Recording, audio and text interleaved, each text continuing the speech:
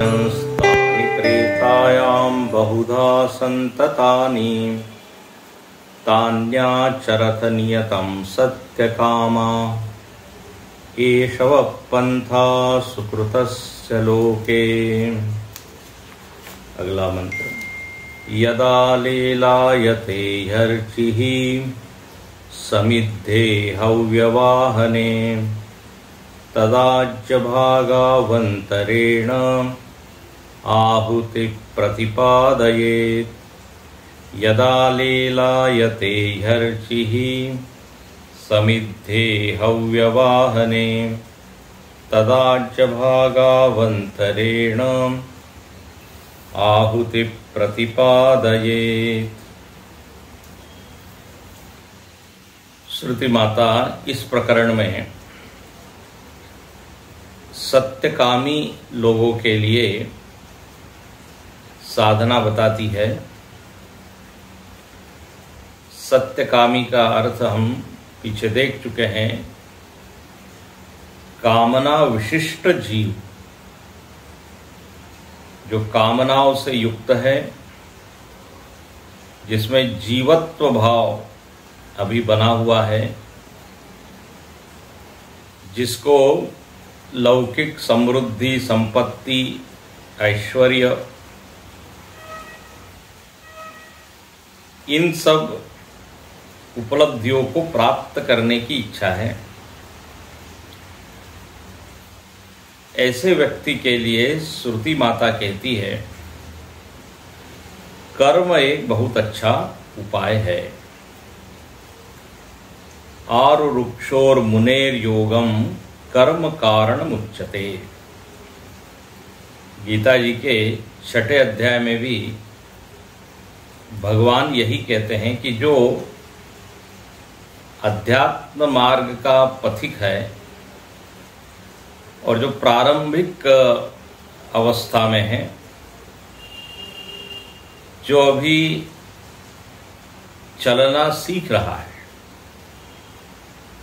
उसके लिए श्रुति एक साधन उसको पकड़ा देती है। कहते हैं आप कर्म करो। कैसे कर्म करो?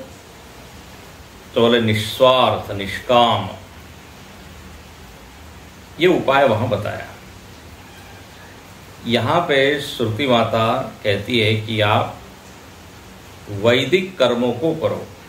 मंत्राणि कर्माणि तान्य आचरथ सुकृतस्य लोके एष पंथा। यही तुम्हारे लिए सबसे सुंदर, सुलभ, सहज मार्ग है। अब देखिए, कर्मों की तो संख्या बताई नहीं जा सकती। कर्मों का तो बहुत विस्तार है। तो यहां पर दूसरे मंत्र में एग्जाम्पल के रूप में, दृष्टांत के रूप में एक कर्म को लिया है श्रुति ने। बोले व्यक्ति को ये कर्म करने चाहिए। कौन सा कर्म लिया है? तो अग्निहोत्र कर्म। ये एक उदाहरण है, इलस्ट्रेशन जिसको कहते हैं। ये वैदिक कर्म है। तो इन कर्मों का समझ लीजिए ये प्रतिनिधि है अग्निहोत्र। It represent all actions. तो यहां पर श्रुति उस हवन का या अग्निहोत्र का उदाहरण लेके मानो कि उस सत्यकामी को प्रेरित करती है, आग्रह करती है कि आप ये कर्म जरूर करें। और इतना ही नहीं, कैसे करें उसकी विधि भी यहां पर बताइए। अब इन मंत्रों को जब हम पढ़ते हैं तो हमको अपनी भारतीय वैदिक संस्कृति को समझने में सहायता मिलती है। देखिए, हमारी संस्कृति का मूल जो है वेद है। वेद मानव की गोमुख है। वहां से ही सारी परंपराएं, मान्यताएं, विश्वास ये चले आ रहे हैं। उपनिषदों को हम पढ़ते हैं तो उस मूल स्रोत से जुड़ने का एक अवसर मिलता है।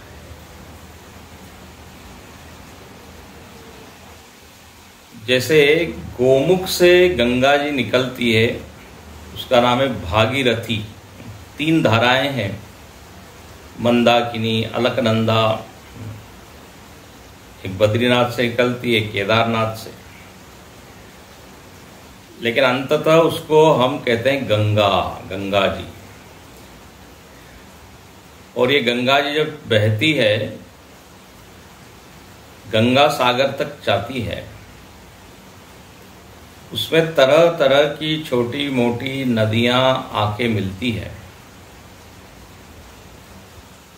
लेकिन हम उनको क्या कहते हैं? गंगा। हम गंगा में स्नान कर रहे हैं। गंगा के जल का हमने क्या किया? तीर्थ ग्रहण किया। तो मूल धारा गंगा की है, उसमें बहुत सारी नदियां, नाले सब मिलते हैं।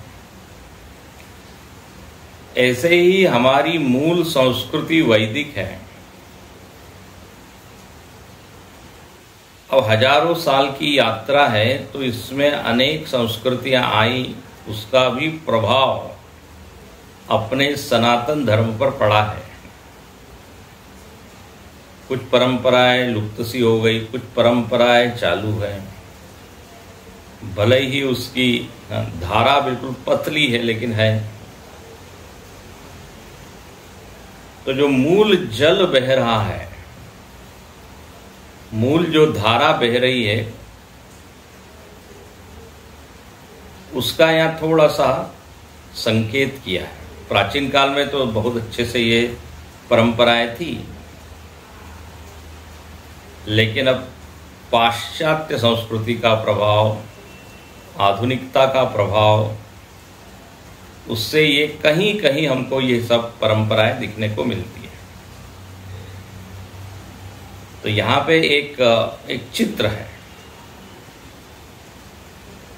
चित्र किसका है? तो बोले अग्निहोत्र। और अब ये ऐसे जीव का यहाँ चित्र है जो कर्म में जिसकी निष्ठा है, जो ये जानता है या जिसका ये विश्वास है कि हम ये हवन यज्ञ करेंगे तो इसका फल अवश्य भावी, अवश्य ही मिलेगा। इसलिए उसका नाम ये सत्यकाम। यहां पर परमार्थ की चर्चा नहीं है, ध्यान से सुनना। ये व्यवहार की बात है। आगे के मंत्र में आप देखेंगे तो एक समाज में क्या परंपराएं होनी चाहिए, उसका भी यहाँ चित्र है। जब आप कहते हैं संस्कृति, समाज, परिवार, तो इसका संबंध होता है व्यवहार से। हर जगह अद्वैत को लगाने की जरूरत नहीं है। जहां व्यवहार और कर्म की चर्चा है, वहां उसी धरातल पर रह के उसको समझना चाहिए। हर जगह अद्वैत को घुसाना ठीक नहीं है। व्यवहार और परमार्थ का क्या हो जाता है? मिश्रण हो जाता है। ये संकर ठीक नहीं। संकर मतलब मिलाना, एडल्टरेशन। परमार्थ के प्रति बहुत आग्रह है तो हर जगह उसको लगा रहे हैं। हर जगह कोई आध्यात्मिक अर्थ उसमें घुसा रहे हैं, ऐसा नहीं है। तो यहां पर ये परमार्थ चिंतन नहीं है, व्यवहार का चिंतन, कर्म का चिंतन। इसको भाष्यकार ने पहले ही कहा, यह अपरा विद्या का प्रकरण है। इस अपरा विद्या से हम कितना बढ़िया कोई लाभ ले सकते हैं, इसका वर्णन है। आगे जरूर अपरा विद्या की निंदा होगी क्योंकि उसके आगे का स्तर बताया जाएगा, लेकिन अभी तो यहां पर जो इस स्टेज पर है, कामी है, इच्छाओं से युक्त है, कर्म के प्रति जिसकी पूरी निष्ठा है। गीता में भगवान ने क्या बोला? न बुद्धि भेदम जनयेत अज्ञानाम कर्म संगीनाम। जो कर्म संगी लोग हैं उनको आप छेड़िए नहीं। कर्म कैसे अच्छे से किया जा सकता है उसी का मार्गदर्शन कीजिए। उनको ये मत बताइए अभी कि कर्ता भाव तो मिथ्या है, कर्म तो अनित्य फल देगा। बोले अभी अब यदि कोई 5वीं कक्षा में है और उसको आप 10वीं कक्षा की बात बता रहे हैं तो न तो वो 5वीं कक्षा को ठीक से पढ़ेगा और न तो 10वीं का विषय उसको समझ में आएगा। 5वीं कक्षा की किताब की निंदा कर दी आपने, बोले नहीं 10वीं की बहुत अच्छी, उसमें ज्यादा गहरा ज्ञान है। अब उसकी मानसिक स्थिति वो है नहीं, तो उसको संशय आ जाएगा ना, बोले अरे ये पढ़ रहा हूं, ये क्या है, व्यर्थ पढ़ रहा हूं। तो इसलिए ये सावधानी होनी चाहिए। तो जो कामना विशिष्ट जीव है, काम कामी, गीता में उसको कहा त्रैविद्यामाम सोमपा पूत पापा यज्ञैरिष्ट्वा स्वर्गतिम प्रार्थयन्ते। गीता में उनका भी वर्णन है, सबका वर्णन है। इसलिए केवल निर्विकार निराकार चैतन्य का ही वर्णन है ऐसा नहीं है। तो यहां पर आइए देखिए, प्रसंग यहां पर जीवत्व को स्वीकार करके है। तो बोले देखिए, ये वेदों में जो कर्म बताए हैं उसमें एक कर्म होता है हवन का कर्म। तो हवन कैसे करें, यहां थोड़ा सा एक झलक संकेत दिया है। कहते हैं यदा लेलायते ह्यर्चिः। यदा मतलब जब, अर्ची मतलब ये अग्नि। यज्ञ कुंड में अग्नि जब क्या हो जाए, लेलायते, लेलायते मतलब प्रज्वलित हो जाए, प्रस्फुटित हो जाए, और उसकी लपटें जब निकलने लगे, ऐसे हिलती हुई, लेलायमान हिलती हुई, और समिद्ध, समिद्ध का मतलब होता है सम्यक इद्ध, वह अग्नि अच्छी तरह से प्रदीप्त है, उसमें जो घी है या जो लकड़ी है वो अच्छी से क्या है, जल रही है, समिध्या। ऐसे अग्नि का एक नाम दिया हव्यवाहने। हवि को, हवि का ये वाहन है, मतलब जो आप आहुति डाल रहे हैं उसको वो देवता तक ले जाने वाली है। सुंदर शब्द है, हव्य वाहन। जैसे आप वाहन पे आरूढ़ हो जाते हैं तो वाहन आपको गंतव्य तक ले जाता है। ऐसे ये अग्नि क्या है, हावन वाहन है। पहले भी आपको हमने बताया था, यह अग्नि कोरियर मैन है। जो आप देना चाहते हो पत्र या वस्तु, पोस्टमैन को जैसे आप देते हैं वो ले जाता है। ऐसे ये अग्नि जिस जिस देवता को उद्देश्य करके आप आहुति दे रहे हैं उस देवता तक वो पहुंचाती है। इसलिए अग्नि को मुख कहा है। मुख जैसे अपनी जीभ है वैसी वो अग्नि है, अग्नि की लपटें है। तो हव्य वाहने, तो अच्छी जली हुई अग्नि ही क्या है, हव्य वाहन कहलाती है। ऐसे उस प्रदीप्त प्रस्फुटित प्रज्वलित अग्नि में आहुति प्रतिपादये, आहुति डालें, उसमें समिधा डालें। कई बार लोग जो है धुएं में ही डाल देते हैं, अभी ठीक से प्रज्वलित हुई नहीं है। धुएं को हव्य वाहन नहीं कहा है। धुआं जो है वो देवता तक नहीं ले जाएगा, धुआं वाहन नहीं है। लोग जल्दीबाजी होती है तो धुएं में ही डाल रहे हैं, राख में ही स्वाहा स्वाहा कर रहे हैं, भस्म में। यहां देखिए शब्द दिया है समिद्धे लीलायते, ऐसी अग्नि। उसमें आप क्या, अंतिम वाक्य है आहुति प्रतिपादये, आहुतियों को डालें, स्वाहा स्वाहा। अच्छा, कहां पे डालें? तो यहां एक वाक्य दिया, तदा आज्य भागावंतरेण आहुति प्रतिपादये। तदा, तदा मतलब ऊपर वाले से आएगा यदा, यदा और तदा साथ में चलता है। यदा मतलब जब, तदा मतलब तब। तो जब अग्नि अच्छे से प्रज्वलित हो जाए तब आहुति डाले। कहाँ डाले, समर्पित करें? तो आज्य भागावंतरेण, आज्य भाग में, आज्य भाग के मध्य में अंतरे, वहां पर आप डालिए। ये आज्य भाग क्या है, इसको हम आगे भाष्य में देखेंगे। अब हवन कुंड है, उसमें अलग अलग स्थान है,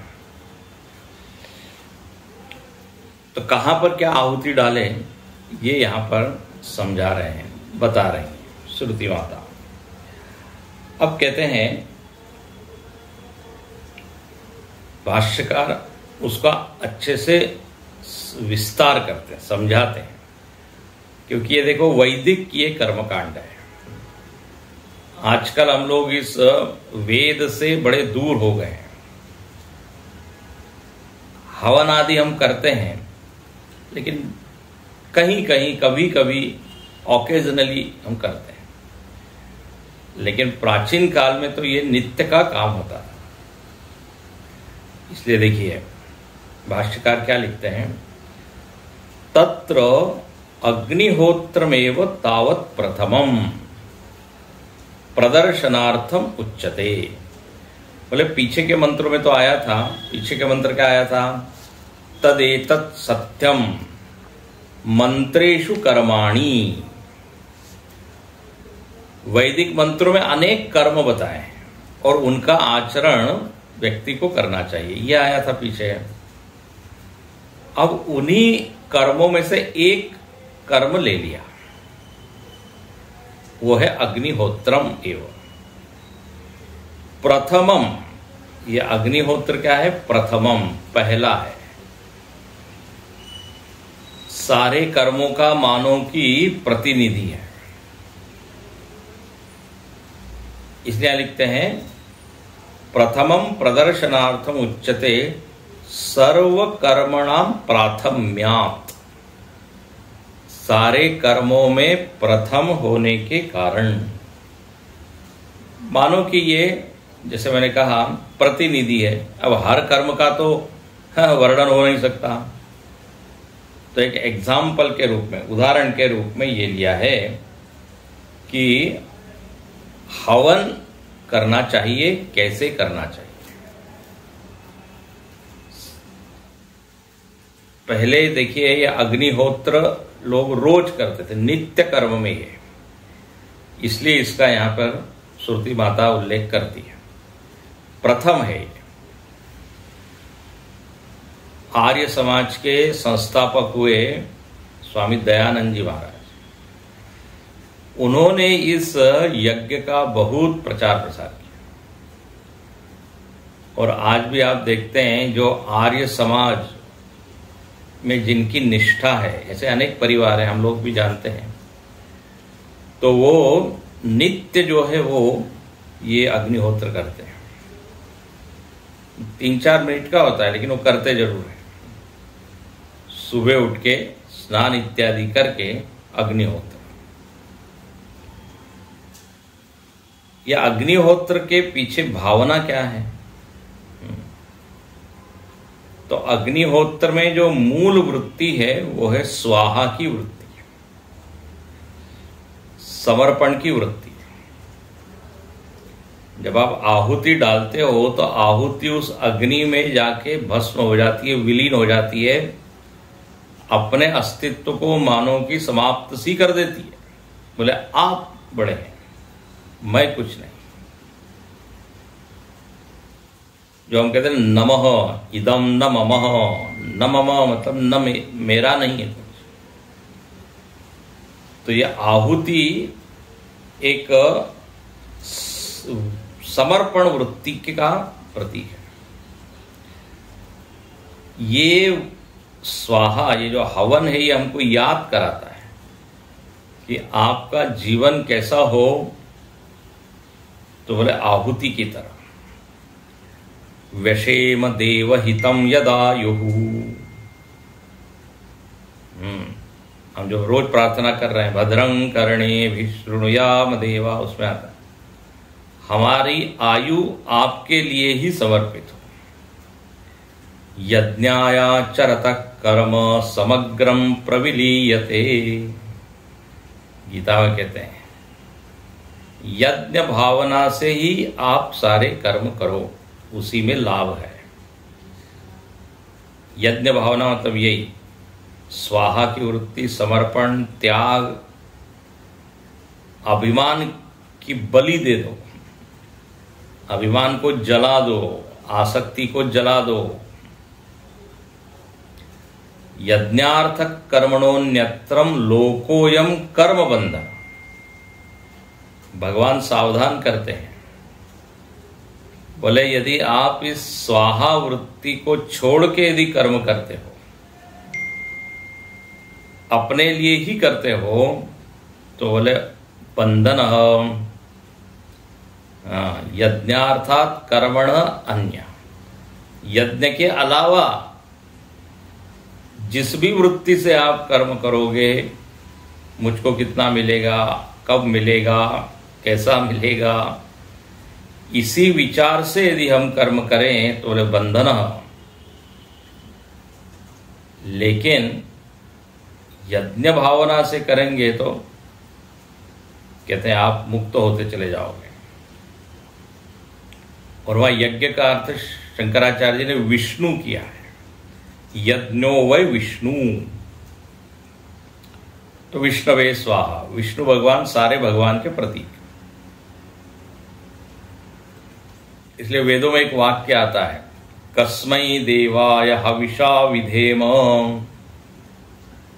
बोले कस्मै, ये जो आप कर्म की आहुति दे रहे हो, किसके लिए दे रहे हो? अहंकार की खुशी के लिए दे रहे हो? धन पद यश इसके लिए ये समर्पित हो रही है कि उस प्रभु के लिए जिसने ये कर्म करने की ताकत दी? कस्मै। तो ये भारतीय संस्कृति का ये मूल, समझ लीजिए, मूल भावना है। त्यागे नहीं के अमृतत्वमांश।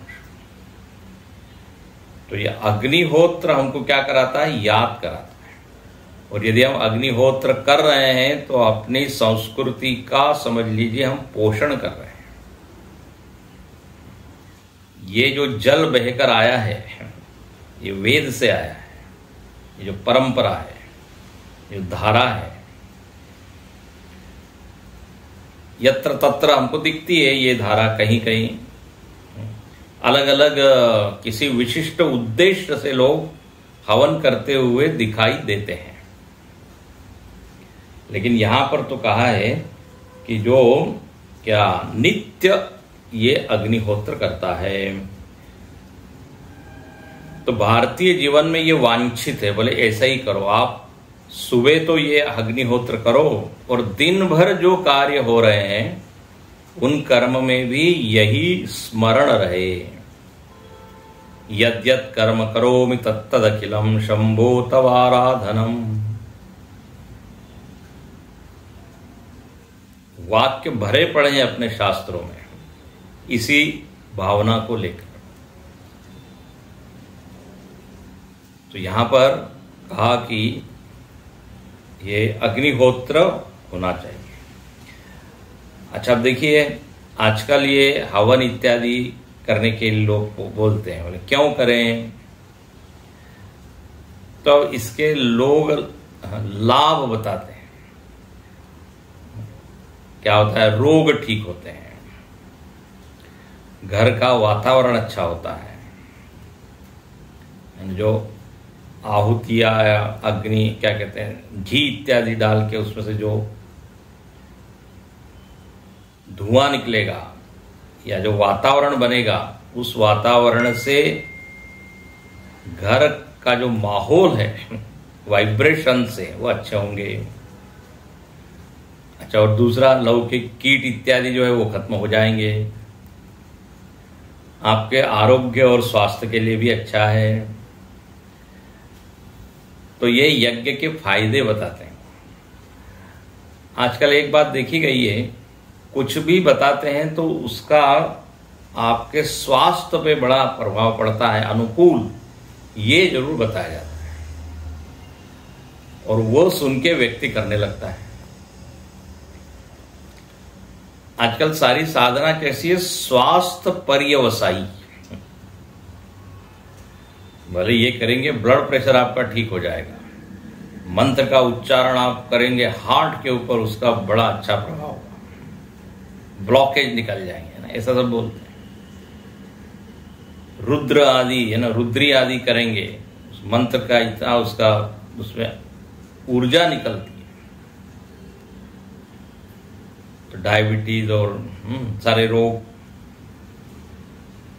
तो ठीक है, प्राणायाम भी इसलिए करना है, बोले प्राणायाम से आपका एनर्जी लेवल बढ़ जाएगा, आपके फेफड़े जो है वो और विस्तृत होंगे, ऑक्सीजन ज्यादा जाएगी। अब ये सब जब बताया जाता है तो एकदम लोग ज्वाइन करते हैं, योगा क्लास, प्राणायाम क्लास। तो ये लाभ है, उसमें कोई दो मत नहीं है, लेकिन जो मूल भावना है, जो आध्यात्मिक पक्ष है, उसका त्याग नहीं होना चाहिए। हवन का आध्यात्मिक पक्ष है अभिमान का त्याग, वो हो रहा है कि नहीं? तो हवन करके और अभिमान बढ़ा दिया कि हमारे जैसा और अग्निहोत्री कोई नहीं है। इधर तो स्वाहा स्वाहा कर रहे हैं और अहंकार में बढ़ोतरी हो रही है और राख नहीं हो रही है। प्रयोजन उसका जो है ये जानना चाहिए। तो यहां पर श्रुति माता ने कहा सर्वकर्मणाम प्राथम्यात्, भाष्यकार कहते हैं सारे कर्मों में ये प्रथम है, इसलिए ये करते रहना चाहिए। अब कैसे करना चाहिए? अब उसकी विधि है। देखिए, कोई भी काम जो है जब आप विधि सम्मत करते हैं, जो उसमें क्रम बताया है, जो मेथड बताई है, उससे करेंगे तो लाभ ज्यादा होगा। अब खेती करनी है और जस्ट जाके आपने जमीन में बीज डाल दी, उसको खेती नहीं बोलते। वो जमीन तैयार करना है, हल चलाना है, फिर विशिष्ट ऋतु में विशिष्ट ढंग से वो बीज डालना है, फिर उसमें खाद डालना है, पानी डालना है। अब हम लोगों को तो दिखता ऊपर से ये एक हल चल रहा है बस, लेकिन उसकी भी एक क्या है, एक तरीका है ना, विधि है। तो स्वाहा स्वाहा तो हो रहा है, लेकिन वो स्वाहा कैसे करना है ये यहां पे श्रुति माता सिखाती है। कहते हैं देखिए, तत्कथम, भाष्यकार कहते हैं कथम, कैसे करें? तो यदा लेलायते हर्ची, तो भाष्यकार का भाष्य यदा यदा एव ईंधनैहि अभ्याहितैहि बोले जब उस ईंधन के द्वारा, घी इत्यादि के द्वारा अग्नि जो है वो अच्छे से जल रही है। सम्यक इद्धे, समिद्धि का अर्थ क्या किया भाष्यकार ने? सम्यक इद्धे। ये सम्यक इद्धे दिख रहा है ना, गिद्ध नहीं है यहां, सम्यक इद्धे, समिद्धे। इद्ध मतलब अच्छी तरह से प्रदीप्त जल पड़ी है। ऐसे उस अग्नि में, उसका नाम है हव्य वाहने, हवि का वाहन है। लेलायते, वो हवा के द्वारा देखिए अग्नि कैसी लपटे चलती है। कहते हैं लेलायते मतलब चलती। अग्नि यदि स्थिर नहीं हुई, चलती है। और चलती हुई अग्नि में, लीलायमान अग्नि में चलती अर्चित तदा, श्रुति ने क्या कहा? तदा। तदा का अर्थ करते हैं भाष्यकार तस्मिन काले, उस समय में, लीलायमाने चलती अर्चिष्या, अर्चिष्य, उस जलती हुई अग्नि के क्या कहते हैं? आज्य भाग में आप क्या डालिए? आहुति डालिए। आज्य भागावंतरेण, अंतरेण मध्य, एक हवन कुंड में एक स्थान है, उस स्थान में वो आहुति डाली। उस स्थान को क्या लिखा है? भाष्यकार लिखते हैं अंतरेण मध्य आवाप स्थान, उसको कहते हैं आवाप स्थान। आवाप स्थान एक जगह है, एक पॉइंट है, वहां पे आप डालिए। तो बोले आवाप स्थान क्या होता है और कैसे डाले? तो यहां पर आनंद गिरि जी महाराज की आप टीका देखिए, यदि आपके पास हो तो। आहा, देखिए पहली लाइन, आहवनीयस्य दक्षिण उत्तर पार्श्वयोः आज्य भागौ इज्जेते। बोले एक अग्नि है, उसका नाम है आहवनीय अग्नि। अब देखिए ये सब टेक्निकल चीजें हैं जो कर्मकांडी विद्वान लोग हैं वो आपको बताएंगे। अब इस कर्मकांड से हम लोग तो दूर हो गए हैं। तो अग्नि भी अलग अलग होती है, गार्हपत्य अग्नि, आवाहनीय अग्नि। तो जो आवाहित की हुई अग्नि है उसके दक्षिण और उत्तर के मध्य में, उत्तर और दक्षिण के बीच में एक जगह है, उसका नाम है आवाप स्थान। उसी को यहां लिखते हैं आज्य भाग। तो देखिए आज्य मतलब होता है घी, तो घी तो इधर उधर डालना है, बीच में समिधा डालनी है, ऐसा। तो उसको बोलते आवाप स्थान। भाष्यकार ने संकेत किया, आनंद गिरि जी ने उसको अच्छे से समझाया। उत्तर और दक्षिण भाग में तो घृत की आहुति देनी है, और उसके बीच में जो जगह है उसको कहते हैं आवाप स्थान, वहां ये समिधा डालनी है, आहुति।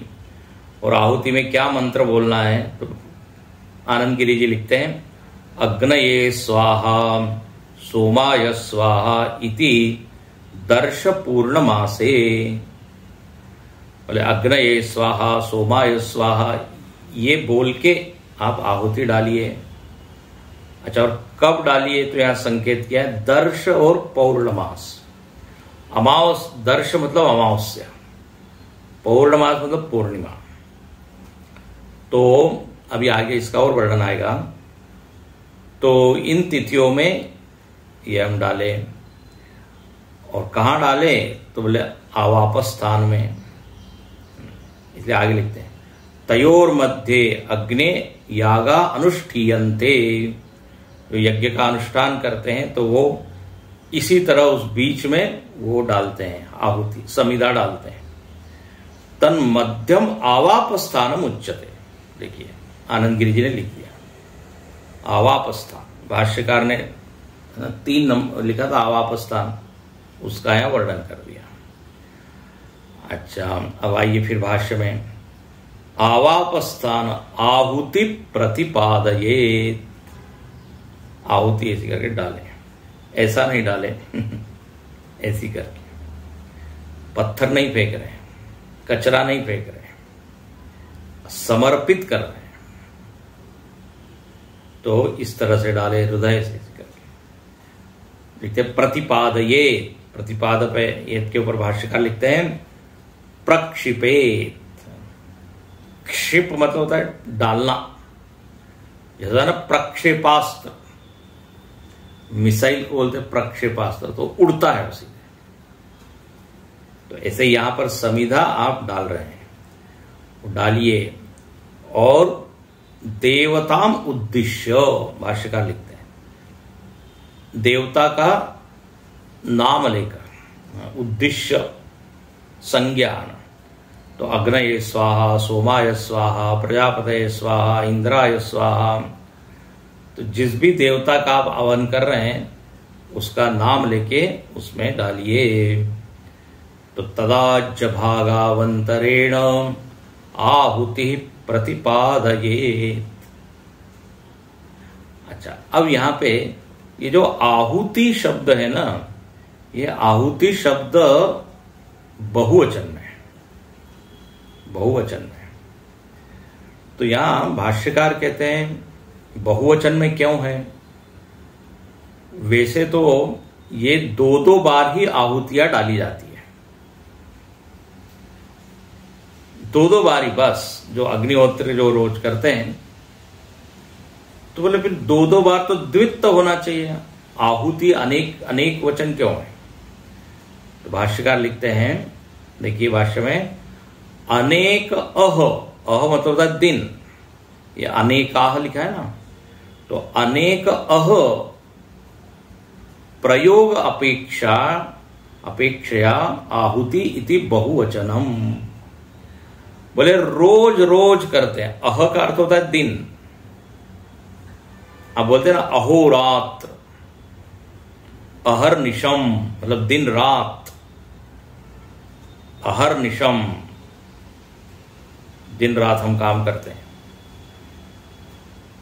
तो अहोरात्र, तो अह मतलब दिन, तो अनेक दिन, हर दिन हम ये दो दो दो दो दो आहुतियां डालते हैं, तो इसलिए क्या हो जाता है बहुवचनम। इसलिए यहां पर आनंद गिरी जी महाराज भी लिखते हैं दूसरी पंक्ति के अंत में, आप देखिए, अग्निहोत्र आहुत्योर द्वित्तम प्रसिद्धम। बोले दो आहुतियां प्रसिद्ध है, तो द्विवचन होना चाहिए। कौन सी दो आहुतियां? सूर्याय स्वाहा, प्रजापतये स्वाहा इति प्रातः, प्रातः काल में ये दो आहुति, और अग्नये स्वाहा, प्रजापतये स्वाहा इति सायं, सायंकाल में ये दो आहुतियां ये डालनी चाहिए। तो दो दो ही है, तो द्विवचन होना चाहिए। तो याद रखना, सुबह क्या है? सूर्याय स्वाहा और प्रजापतये स्वाहा, शाम को अग्नये स्वाहा, प्रजापतये स्वाहा। तत्कथम अग्निहोत्रम प्रक्रम्य आहुति इति बहुवचनम तत्राह। तो दो दो है तो अनेक वचन क्यों कहा है? तो क्योंकि अनेकेषु अहसु प्रयोग अनुष्ठानानि तद अपेक्षया इत्यर्थ। हर दिन की अपेक्षा से यहां पर अनेक वचन कहा है। एक ही दिन करने की बात नहीं, तो रोज की करने की, तो हो गया ना बहुवचन। इसलिए देखो, भाष्यकार एक एक शब्द को बारीकी से देखकर, हाँ हम लोग तो ऐसे आहुति डालते हैं, हो गया चलिए आगे चलिए, नहीं बोले आहुति ही ये बहुवचन है, तो वाय बहुवचन, उसका भी यहां एक्सप्लेनेशन करते हैं। तो बोले इस तरह रोज रोज करना चाहिए। आप यदि आर्य समाजियों को देखें तो वो बैग में वो द्रव्य इत्यादि लेके ही चलते हैं, निष्ठा होती है उनकी, रोज करते हैं, करना भी चाहिए। यदि किसी को मालूम है, ज्ञात है, यदि ज्ञात नहीं तो सीखिए। ये परंपराएं जो है बना के रखना है हम लोगों का ही कर्तव्य है। श्रुति माता तो संकेत कर देती है। अच्छा, अब कहते हैं भाष्य के मंत्र के ऊपर भाष्य हो गया। अब भाष्यकार यहाँ पे एक टिप्पणी कर देते हैं अंतिम वाक्य में, एष सम्यक आहुति प्रक्षेपादि लक्षण। बोले ये जो समर्पित करने वाला जो कर्मकांड है, जिसमें आहुति का आप क्या कर रहे हैं, प्रतिपाद एक डाल रहे हैं, ऐसे लक्षण वाला ये जो क्रिया है, ये कर्म मार्ग है। ये कर्म मार्ग है, और ये मार्ग क्या करता है, लोक प्राप्तये पंथाः, लोक की प्राप्ति कराने के लिए ये राजमार्ग है, सुंदर मार्ग है, रास्ता है, तो उसको लोग करते हैं। लेकिन अब यहां पे एक शब्द है, तस्य च सम्यक करणम दुष्करम। बोले ये जो अग्निहोत्र व्यक्ति कर रहा है अच्छा है, करना चाहिए, लेकिन ये थोड़ा कठिन है। बोले भाई अब इसमें क्या कठिनाई है, दो आहुति लेनी है, अग्नये स्वाहा, सूर्याय स्वाहा, प्रजापतये स्वाहा, उसमें इतनी क्या कठिनाइयां हैं, उसमें क्या विपत्तियां हैं। अब हम लोगों को क्या विपत्ति लग सकती है, अरे बाबा सुबह उठना पड़ेगा, नहाना पड़ेगा, और ये एक बहुत बड़ा प्रोजेक्ट हो जाता है आलसी व्यक्ति के लिए। तो दुष्कर्म, बोले इसमें थोड़ी आसानी नहीं है, विपत्तियां अनेक है। दुष्कर्म विपत्तय तो अनेकाः भवन्ति। बोले हमको तो इसमें कोई ज्यादा विपत्ति नहीं लग रही है, क्या थोड़ा सा घी लाना है, लकड़ी लानी है और डालना है। बोले नहीं नहीं, आपको दिखाते हैं। कठिनाई मतलब ऐसे कोई फिजिकली कोई कठिनाई है, कोई कष्ट है, ये बात नहीं है। कठिनाइयां क्या है तो अगले मंत्र में बताते हैं। वास्तव में कठिनाइयां तो नहीं है, दिखाया ये जा रहा है कि अग्निहोत्र आप कीजिए, लेकिन उसके साथ में अन्य और भी कुछ कुछ है, वो सब आप नहीं करोगे तो अग्निहोत्र वांछित फल नहीं देगा। ध्यान से सुनना। कई बार क्या होता है, सहकारी चीजें होती है।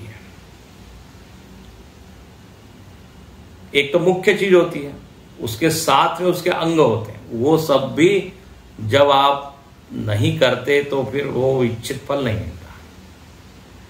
तो बोले वही विपत्तियां हैं। यहां पे अगला मंत्र बड़ा अच्छा है, इससे समझ में आता है कि देखिए हमारी संस्कृति में कैसे कैसे जीवन मूल्य डाले गए हैं, बहुत ही अच्छा है। और हम इन चीजों को भूलते चले जा रहे हैं। इसलिए हमने कहा ये मंत्र आगे के हमारी संस्कृति का परिचायक है, संस्कृति को याद कराने वाले ये मंत्र हैं। उस मूल जलधारा से, वेद की धारा है, उससे जोड़ने वाले हैं। तो बोले बताइए भाई, अग्निहोत्र तो हमको समझ में आया, अब अग्निहोत्र में विपत्तियां क्या है, दुष्कर्म आप क्यों कह रहे हैं। तो बोले इसलिए कि उसके साथ में जो लगी हुई चीजें हैं वो शायद हम उसको क्या इग्नोर कर देते हैं, इसलिए फिर जो इष्ट फल है उसमें उसकी प्राप्ति में थोड़ी कठिनाई आती है। तो सुनिए, यस्याग्निहोत्रमदर्शम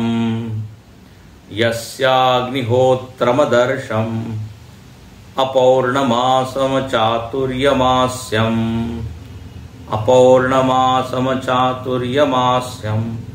अनाग्रयणम अतिथिवर्जितम च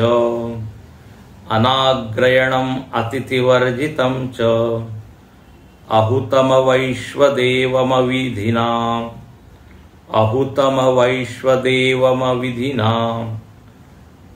हुतमा सप्तमास्तस्य लोकान् हिनस्ति। हुतमा सप्तमास्तस्य लोकान हिनस्ति। फिर से पढ़ते हैं पूरा इकट्ठा। यस्याग्निहोत्रमदर्शम पौर्णमासम चातुर्मास्यम अनाग्रयणमतिथिवर्जितं च अहुतम वैश्वदेवम विधिना हुतमा सप्तमास्तस्य लोकान हिनस्ति।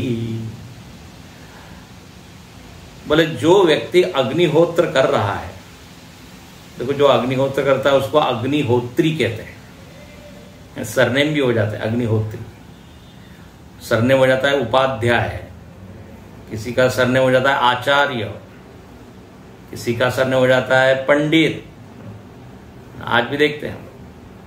तो अग्निहोत्र जो कर रहा है उसको ये सब भी करना चाहिए। बहुत सुंदर वर्णन है। यस्य अग्निहोत्रम, जिसका अग्निहोत्र इन चीजों से रहित है, ये सहकारी चीजें हैं, वो यदि वो नहीं करता तो बोले थोड़ा डराया है, अरे बोले उसका नाश हो जाता है, हिनस्ति। तो डराने के लिए नहीं है, बल्कि ये बताने के लिए कि आप यदि कर रहे हैं तो कंप्लीट कीजिए, पूर्ण कीजिए। कोई भी चीज आप आधी अधूरी करते हैं तो देखिए नुकसान होता है कि नहीं। जो डॉक्टर लोग हैं वो कहते हैं आप सारे डोसेज लीजिए, 10 दिन का यदि कोर्स है तो पूरा कीजिए, 2 दिन दवाई लेके छोड़ दिया जाए तो बोले वो रेजिस्टेंस पैदा हो जाता है, वो फिर आप आगे दवाई लोगे तो काम नहीं करती। वो रोगाणुओं को पूरी तरह खत्म करना है तो 10 दिन वो लेना ही चाहिए, नहीं तो मत लीजिए। आधे में छोड़ देंगे तो नुकसान होगा। कई बार रास्ते का काम होता है, आधा अधूरा करके छोड़ देते हैं, कहीं तो वो डामर या जो सीमेंट है कहीं नहीं है, अब छोड़ दिया, अब बेचारे वो लोग परेशान हो रहे हैं, कहीं गिर रहे हैं, कहीं चोट आ रही है, फिर वहां बोर्ड लगा रहता है वर्क इन प्रोग्रेस, अब वो हमेशा लगा रहता है, कार्य चालू है, यार बंद कब होगा। तो आधा काम जरा गड़बड़ करता है। इसलिए यहां क्या लिखते हैं, अग्निहोत्र के साथ ये करना चाहिए। क्या करना चाहिए, और यदि वो नहीं करते हैं तो क्या है, तो देखते हैं, थोड़ा सा देख के पूर्ण करते हैं। यस्य अग्निहोत्रम अदर्शम, अदर्शम मतलब दर्शम मतलब अमावस्या, अपौर्णिमासम। तो देखो ऐसा है, अमावस्या और पौर्णिमा तिथि को विशेष माना गया। इन तिथियों पर विशेष हवन करना है, अग्निहोत्र करना है। अब इन तिथि में और अन्य चीज भी करना है, स्नान दान इत्यादि। वो यदि हमने नहीं किया तो वो अग्निहोत्र कैसा कहलाएगा, अदर्शम, अपौर्णमास।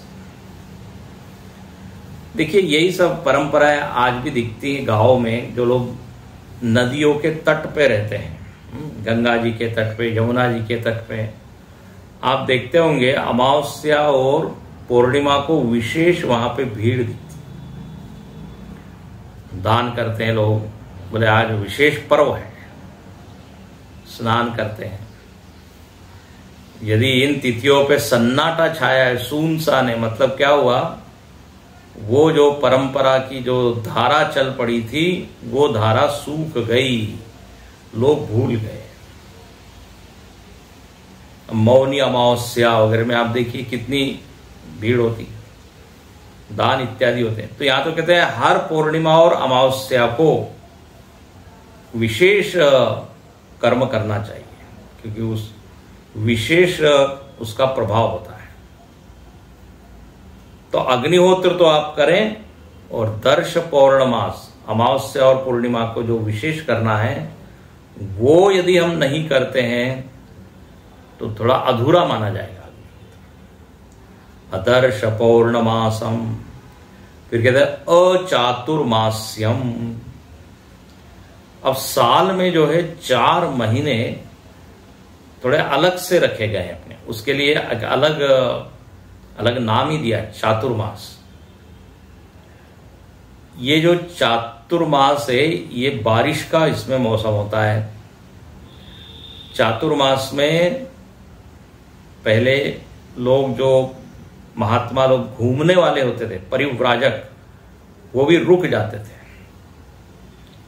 क्योंकि पक्के रास्ते नहीं थे, पुल इत्यादि नहीं थे, तो एक जगह रहकर अनुष्ठान किया करते थे। अभी भी करते हैं, हालांकि अब तो पक्के रास्ते वगैरह बन चुके हैं, लेकिन परंपरा अभी भी कहीं कहीं दिखती है। महात्मा लोग अब जो नर्मदा परिक्रमा इत्यादि करते हैं तो 4 महीने के लिए वो रुक जाते हैं क्योंकि नदी में बाढ़ आ सकती है, उनको चलना कठिन हो सकता है। तो एक विशिष्टता रामायण में भी वर्णन आता है, जब भगवान राम किष्किंधा के बाहर विराजमान है प्रवर्षण पर्वत, तो शरद ऋतु, वर्षा ऋतु, उसका आनंद ले रहे हैं। तो वहां वर्षा ऋतु का वर्णन करते हुए राम जी कहते हैं, बोले सब पथिक लोग अपने अपने जगह रुक गए, बारिश है। तो चातुर्मास में विशेष अनुष्ठान लोग करते हैं। अब जैसे अभी चल रहा है ना श्रावण मास इत्यादि, तो अभिषेक करते हैं, कोई एक संकल्प ले लेते हैं।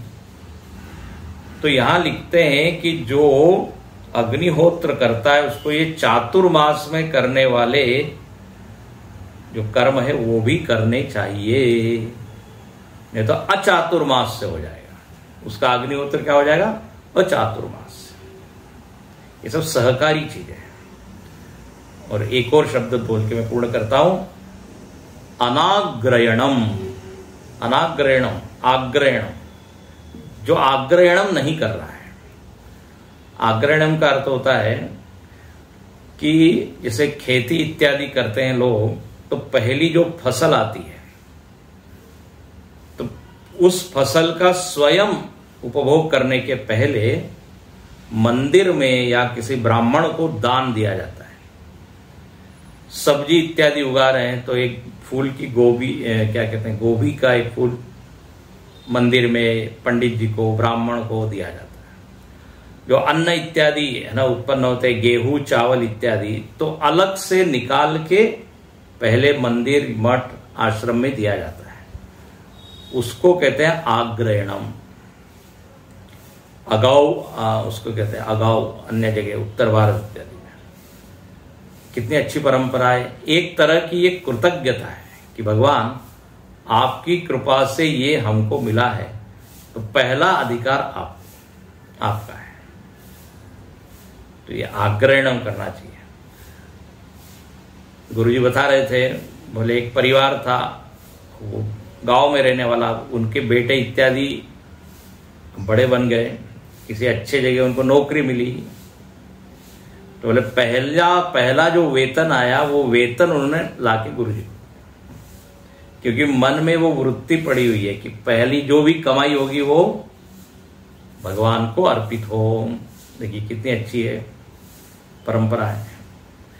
तो पहले जो मंदिर इत्यादि में संत महात्मा ब्राह्मण लोग रहते थे, तो लोग आग्रायण लेके देते थे, उनके उसी जीवन चलता था। तो ये भी करना चाहिए। देखिए इससे क्या समझ में आ रहा है, हमने जो कहा, एक समाज भी अपने साथ में है, समाज का भी ख्याल रखना है।